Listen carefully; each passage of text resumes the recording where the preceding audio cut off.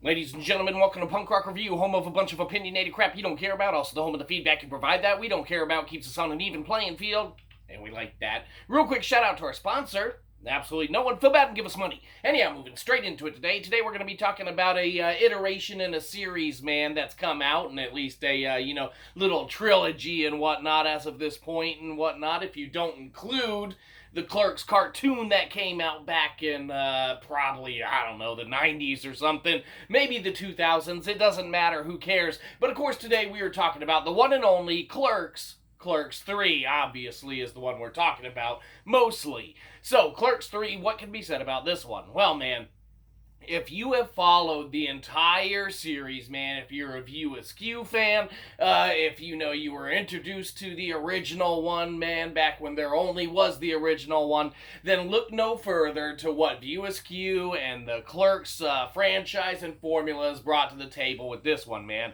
After kind of extremely rough start, man, the footing of this one steadily finds itself and is able to manage to carry itself across the finish line complete, man, with kind of artistic mastery that only Kevin Smith and View Askew could deliver, man.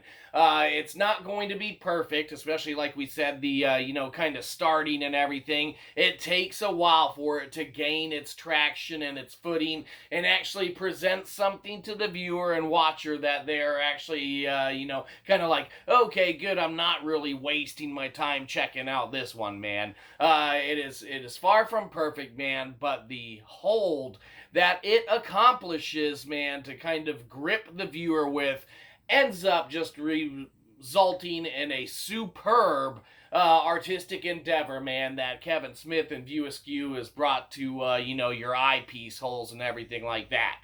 Like we said, it's got some issues here and there. It's also got some, non-issues here and there and some great continuity to the franchise and the series itself. And it kind of sets it up, man, to where it can be another kind of Clerks watch, man, that has a couple funny jokes in it. Not nearly as many as the, kind of first one or even Clerks 2 manages to kind of pull off. But, it does bring enough to the table, man, to kind of keep it fresh, keep it interesting, and then artistically deliver a masterfully crafted,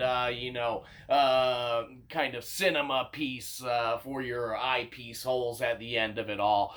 So mad props on it, gaining its traction and its footing and actually being able to be watched and everything without feeling like you have wasted an entire duration of time with however you, kind of start it to finish it and everything like that.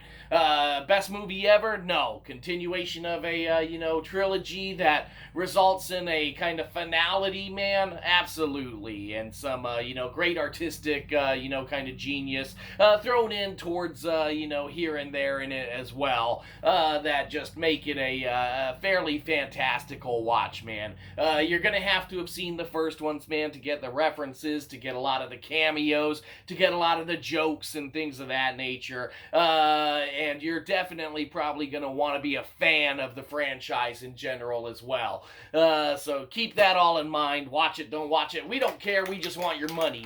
Clerks 3, what can be said about this one?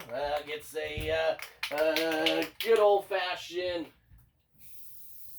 3. Because there's, three of them, and then there's that cartoon that came out, as well, that, you could have watched if you were a true View Askew fan back in the day, but, that's it. Who cares? It doesn't matter. Give us money. Have a good one, you probably didn't. We'll catch you next time. Probably won't.